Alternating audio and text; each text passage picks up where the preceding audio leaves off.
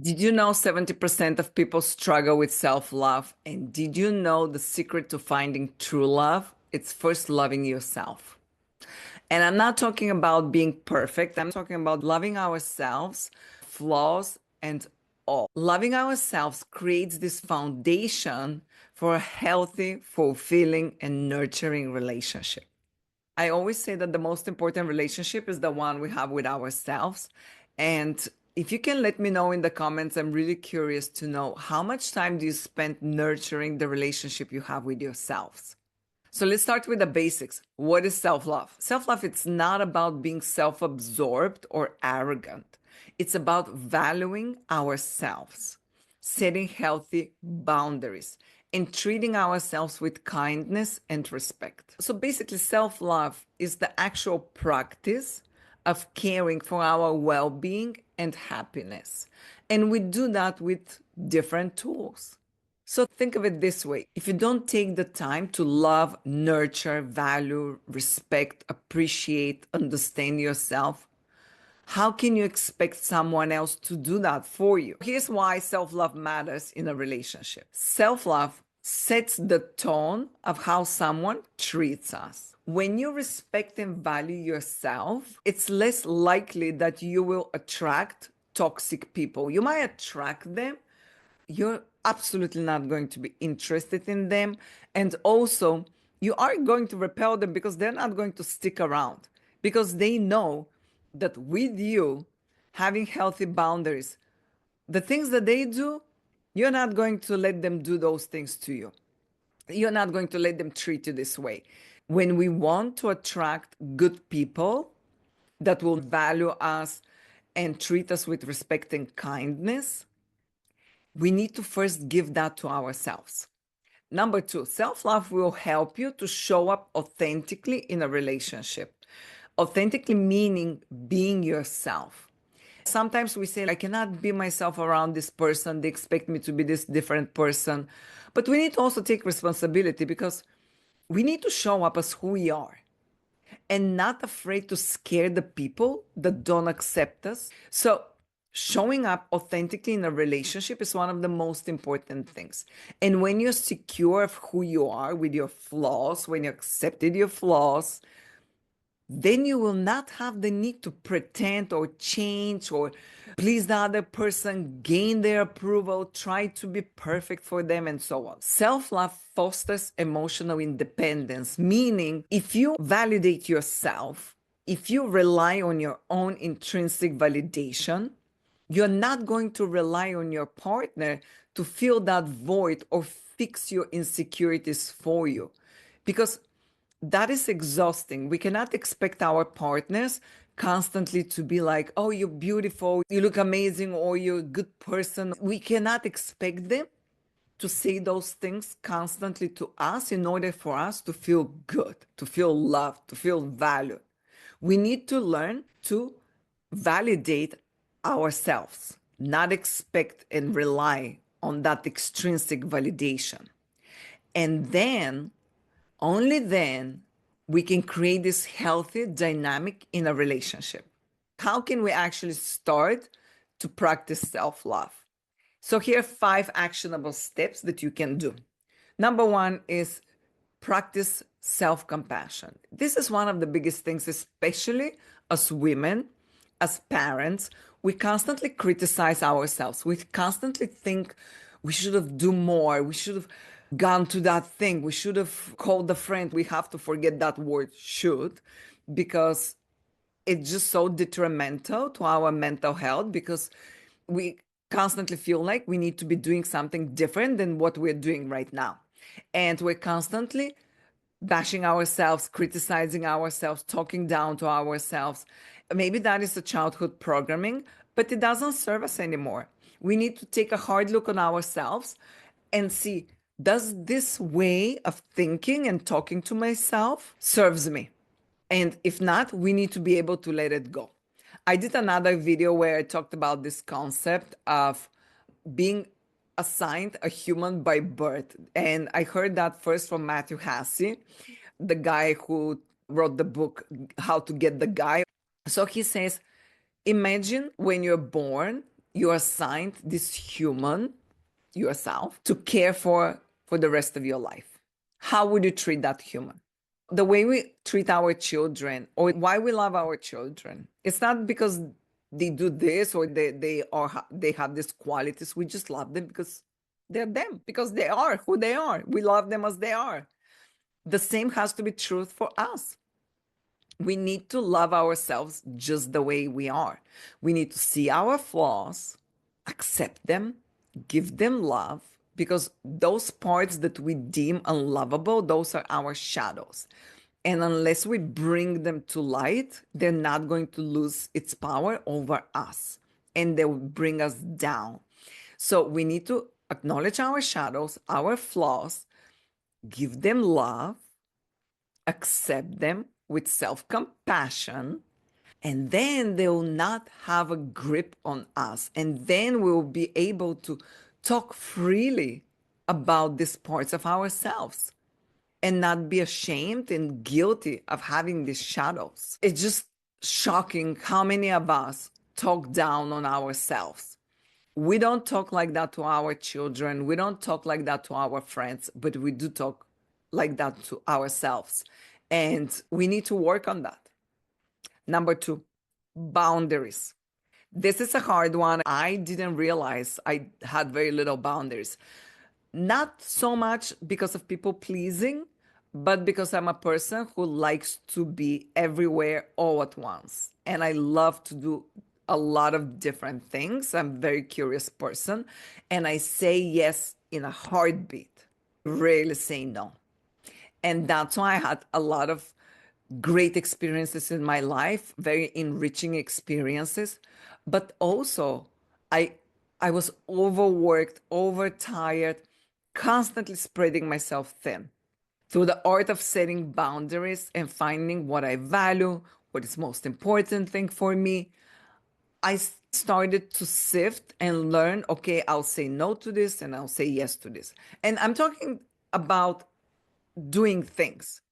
But in relationships, it's so important to have these healthy boundaries. Let's say someone messages you in the last minute and they want you to go out, but you already have booked an appointment for a spa. Instead of saying, I would love to see you, but I already have plans and I would like to stick to them, you are like, oh, but what is he going to think? But maybe he's not going to message me again. And we're all guilty of that at some point in our lives. It's not only you. And then we just say yes. We cancel the massage and we just say yes. And we need to learn to prioritize ourselves and set these healthy boundaries, protect our time and our energy. Number three, focus on self care. It's very easy to fall into the trap, like to work, to achieve, to be go with this masculine energy. Our feminine is sitting still, receiving love, receiving care. This is the feminine.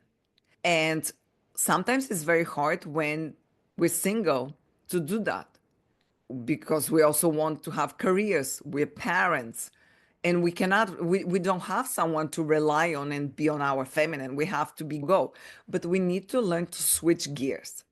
So I remember when I was working at the office, I'm a producer, and I was constantly on the go with the equipment, going, setting up, filming, producing, directing, editing, and all that. And this is all masculine energy.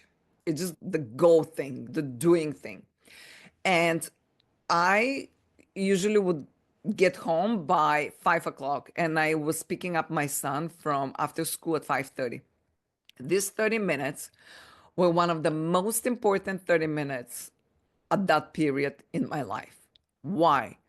Because I'll make myself a tea, turn off the lights, light a candle, get a magazine, or just stare in the blank space and have my tea in peace and quiet and shift gears. Wear something very comfortable, cozy, more feminine, and go pick up my son.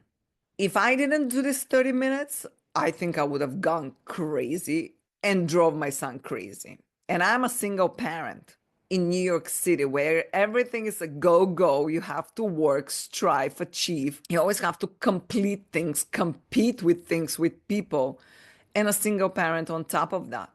Even if you take 10 minutes of your time during the day, you need to learn to prioritize activities that nurture your body, mind, and soul. If that's a bath, if that's a 5 minute meditation, if that's a 10-minute yoga or walking meditation, you gotta make a habit of it.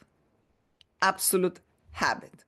I do not start my day right now if I haven't done yoga or went for a run or did a little tennis, whichever I feel like doing it. But I would get up early in order to do that because my mental health and inner peace are the most important things in my life.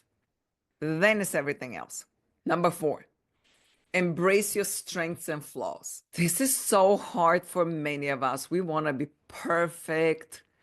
We want to have no flaws. We're never jealous, never envy, never angry. We're these perfect creatures. And being a parent, there were so many people and parents that will talk about their children, that they're these perfect creatures. And I understand seeing your child as perfect as they are, but they're flawed little human beings, just like we are. And it's one thing to say, they do this, they did that, or they have this flaw. They're my children, they're perfect. I love them the way they are. But it's another thing to be like, he has the top grades. He's on the track team, does this, the math, the ELA, the whatever, the APA, whatever classes those are. It's constantly shoving in other parents' face how great their children are, what successes and achievements they have. And it's, oh my gosh, it's exhausting for me to hear, but I cannot imagine being a child in this home. What is this level of perfection that we're expecting our children to be? It's exhausting. It's exhausting for us and it's exhausting for them.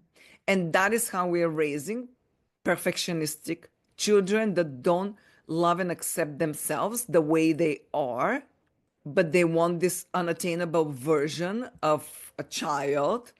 We wonder where this came in us, but that is how sometimes we raise our children. So it's extremely important to be self aware and change those things in us so we don't raise the next generation the way they are. Again, nobody's perfect. That's okay. Celebrate what makes you unique. Those flaws make you unique. Number 5, seek the support you need.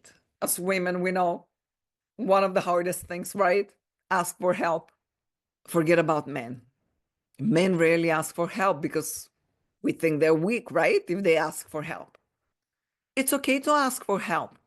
Wherever it is from, friends, family, therapist. I love being in therapy. I love talking to my therapist. Like, I love his perspective. I think therapists are people who know how our brain operates, our behavior, why we do what we do. And it's extremely important to talk to someone like that so he can tell us why we do what we do in a way that we can work on that. But we absolutely need the help and support from other people. And the key to longevity is community. So being and having a community, it's extremely important. Community, supportive community. It's not about the quantity, it's about the quality of our community. I can have one friend, but that friend I can always rely on. And you can have 10 acquaintances that are never there. They're just there for the party. So it doesn't really matter the quantity, it matters the quality. Going back to how self-love leads to true love. When you love, value, and respect yourself, you naturally attract people who will value and respect you. And true love is not about competing with each other. It's about two people coming together to share their lives, to grow together. And remember, healthy relationship starts with a healthy you. Think of you as the center, the centerpiece. When this centerpiece, your core, is sturdy, it's grounded in self-love, is drenched in love, value, and respect for yourself. This is like a magnet. It attracts people like that who will treat you the same way. And it starts with you. So you are the core. And it starts like a flower, like a sunshine, like a sun to beam outside. Healthy you. not a perfect you. Healthy you and a perfect you, very different things. Self transformation, it's a lifelong process.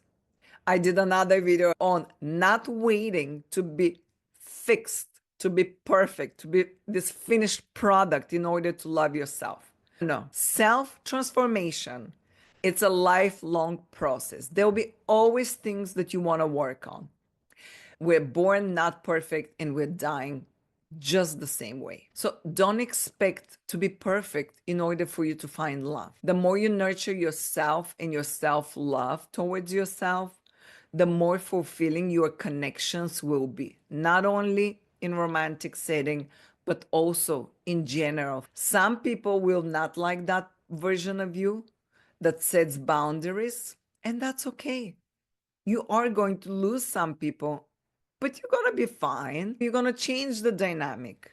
And that's okay too. Not everyone has to be next to us for the rest of our lives. Some people are just for a season. Some people are just with us so we can learn a lesson, so they can learn a lesson, help each other, and then that's it. But that's what life is about. I hope you found value in this video, and I hope you're inspired to prioritize yourself to your journey to finding self-love and then true love. Don't forget to subscribe, give thumbs up, likes, and all that. And I'd love to hear your thoughts on what is one self-love practice that you want to incorporate this week. Put it in the comments, and by doing that, you're helping other people too, because other people read the comments and they get an idea. So something that you do for yourself, other people might find value in that. Ciao.